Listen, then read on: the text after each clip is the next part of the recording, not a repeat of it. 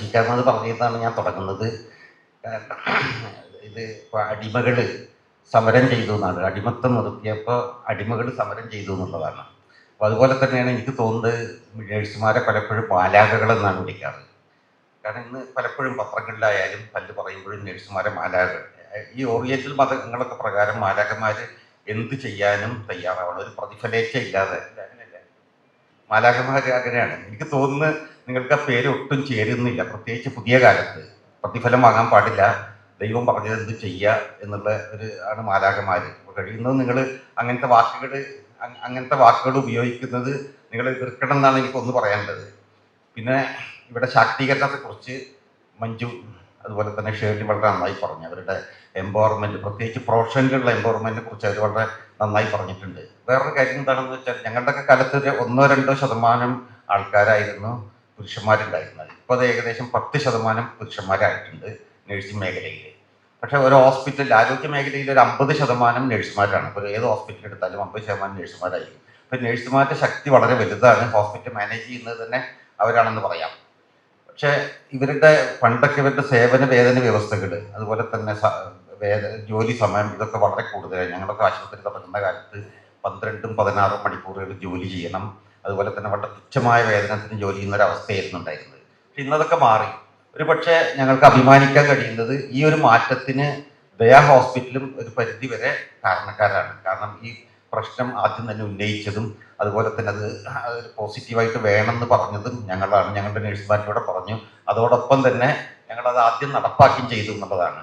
അപ്പോൾ ഈ ശാക്തീകരണം എന്ന് പറയുന്നത്, ഇപ്പോൾ നേരത്തെ മഞ്ജും ഷെർലിയും പറഞ്ഞതുപോലെ പ്രൊഫഷണൽ ശാക്തീകരണം നടത്തണം. കാരണം അതിലിപ്പോൾ ഐശ്വര്യ പറഞ്ഞൊരു കാര്യം ഉണ്ടായിരുന്നു ഇവിടെ. ഐശ്വര്യ ഒരു പേഷ്യന്റിന് എത്ര ദിവസത്തെ ആൻറ്റിബയോട്ടിക്സ് ആയി, അപ്പോൾ 4 ദിവസം, അത് തെറ്റിയൊരു കുറ്റമല്ലെന്നാണ് ഐശ്വര്യ പറഞ്ഞത്. പക്ഷെ അത് എനിക്ക് തോന്നുന്നത് കുറ്റമാണ്. കാരണം എന്താണെന്ന് വെച്ചാൽ, നഴ്സുമാരെ എംപവർ ചെയ്യുമ്പോൾ പേഷ്യന്റിനെ എല്ലാ രീതിയിലും ബാധിക്കാൻ അവർ ഇതാണ്. ഇപ്പോൾ ഞങ്ങളുടെ ഒരു പേഷ്യന്റിന് ഇപ്പോൾ വന്നു കഴിഞ്ഞാൽ അവിടുത്തെ സിസ്റ്റർ പറയും, സാറേ 5 ദിവസമായി ആൻറ്റിബയോട്ടിക്സ്, അത് നിർത്താനായി എന്ന് പറയും. അതാണ് ഇതിനൊരു ശാക്തീകരണത്തിൻ്റെ കാരണം. ഇവർക്ക് സബ്ജക്റ്റ് അറിയണം, അതുപോലെ തന്നെ അവർ രോഗിയുടെ ഓരോ ചേഞ്ചസും അറിയണം, രോഗിയുടെ പരിചരണത്തിൽ മുഴുവൻ പങ്കാളിയാവണം എന്നുള്ളതാണ്. നേരത്തെ അതുപോലെ തന്നെ ചലഞ്ച് ചെയ്യാന്നുള്ളത്. ഇപ്പോൾ നമ്മൾ തെറ്റായ തീരുമാനം എടുത്താൽ ചലഞ്ച് ചെയ്യുന്ന നഴ്സുമാരാണെന്ന് ദയാശുപത്രിയിൽ ഭൂരിപക്ഷം. അതുപോലെ തന്നെ പലപ്പോഴും ഇപ്പോൾ ടീച്ചിങ്, ഇപ്പോൾ ഞങ്ങൾക്കൊക്കെ പോസ്റ്റ് ഗ്രാജുവേറ്റ് സ്റ്റുഡൻസ് ഉണ്ട്. അപ്പോൾ പലരും 30 വർഷം കഴിഞ്ഞൊരു നഴ്സിന് അവരെ ഗൈഡ് ചെയ്യാൻ പറ്റുന്നതാണ്. ഇപ്പോൾ ഒരു പക്ഷേ ഞാൻ പഠിപ്പിക്കുന്നതിലും കൂടുതൽ നന്നായിട്ട് സർജിക്കൽ പ്രൊസീജിയേഴ്സ് അവർക്ക് പഠിപ്പിക്കാൻ പറ്റും. അവർക്ക് ഞാൻ ആ ഒരു എംപവർമെൻറ്റ് പലപ്പോഴും ഞങ്ങൾ കൊടുക്കാറുണ്ട് അവരുടെ. ഇതൊക്കെയാണ് എംപവർമെൻറ്റ്. പക്ഷേ മറ്റൊരു എംപവർമെൻറ്റ് എന്താണെന്ന് വെച്ചാൽ, ഇവരുടെ സേവന വ്യവസ്ഥകൾ, വേതനം, ഇതിലൊക്കെ ഒരു പക്ഷേ ഇന്ന് സംഘടന ഉള്ളത് കൊണ്ട് അതൊക്കെ വളരെ നന്നായി പോകുന്നുണ്ട്. സമരം ചെയ്തിട്ടുണ്ടെങ്കിലും പല ആശുപത്രിയിൽ അംഗീകരിക്കുന്നില്ലെങ്കിലും അത് വളരെ നന്നായി പോകുന്നുണ്ട് എന്നാണ് ഉള്ളത്. എന്തിനാണ് ഈ ശാക്തീകരണം എന്നുള്ളതാണ്. കാരണം അത് പ്രൊഫഷണലിൻ്റെ അന്തസ്സ് ഉയർത്താനാണ് ഈ ശാക്തീകരണം. അത് നിങ്ങൾ നിരന്തരം ഇടപെട്ടാൽ മാത്രമേ അത് നിങ്ങൾക്ക് നേടിയെടുക്കാൻ കഴിയുള്ളൂ എന്നുള്ളതാണ്.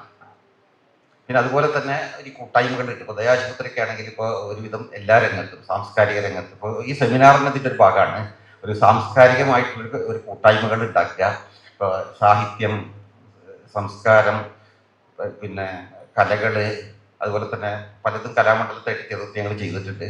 അതുപോലെ സ്പോർട്സ്, ഇതിലൊക്കെ അവിടെയുള്ള സ്റ്റാഫിൻ്റെ ഒരു കൂട്ടായ്മ, അതിൽ നഴ്സുമാരും പങ്കാളികളാണ്.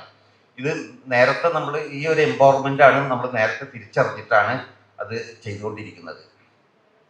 പിന്നെ അതുപോലെ തന്നെ പ്രൊഫഷണൽ നൈപുണ്യം വർദ്ധിപ്പിക്കാൻ നിരന്തരമായിട്ടുള്ള, ഇപ്പോൾ നമുക്ക് ആൾക്കാർക്ക് ട്രെയിനിങ് എല്ലാ രംഗത്തും ഞങ്ങൾ കൊടുക്കുന്നുണ്ട്. ഇപ്പോൾ വരുന്നൊരു നഴ്സ് പക്ഷേ ICUയിലേക്കോ അല്ലെങ്കിൽ ക്രിട്ടിക്കൽ കെയറിലോ ഒരിക്കലും ഫിറ്റ് ആയിരിക്കില്ല. അവർ പുതുതായിട്ട് വരുന്ന നഴ്സ്, ഇവർ ചെറുകിട ആശുപത്രിയിൽ നിന്ന് വരുന്ന നഴ്സ്, അല്ലെങ്കിൽ തിയേറ്ററിലൊന്നും. പക്ഷേ അതിന് നിരന്തര പരിശീലനം നൽകുക എന്നുള്ളത്, മിക്കവാറും എല്ലാ മാസം നിരന്തരമായ പരിശീലനം ഉണ്ട്. അതിൻ്റെ എവാലുവേഷനും ഓഡിറ്റിങ്ങും ഉണ്ട്. മഞ്ജു ഇവിടെ പറഞ്ഞു എന്നുള്ളതാണ്.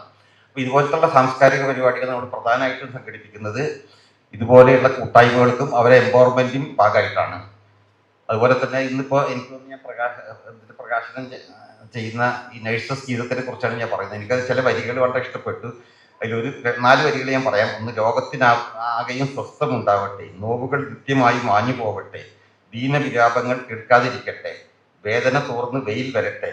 അതിനൊരു പുതിയ ലോകം വിഭാവനം ചെയ്യുന്ന ഒരു കവിതയാണ്. എനിക്ക് തോന്നുന്നു ഇവരുടെ ഒരു നഴ്സുമാരുടെ ഒക്കെ ഒരു എന്തായാലും പറയുക, ഒരു ആരംഭകാലം, അങ്ങനത്തെ എന്തെങ്കിലും നിങ്ങളുടെയൊക്കെ എന്തെങ്കിലും ഒരു കാര്യത്തിൽ ഉപയോഗിക്കാൻ പറ്റുന്നതാണത്. കാരണം നിങ്ങളുടെ മീറ്റിങ്ങുകളിൽ പാടാനും അതിനൊക്കെ പറ്റുന്നൊരു ഗാനമാണ്. നിങ്ങളത് വൈഡായിട്ട് പ്രചരിപ്പിക്കണം എന്നാണ് എനിക്ക് പറയാനുള്ളത്.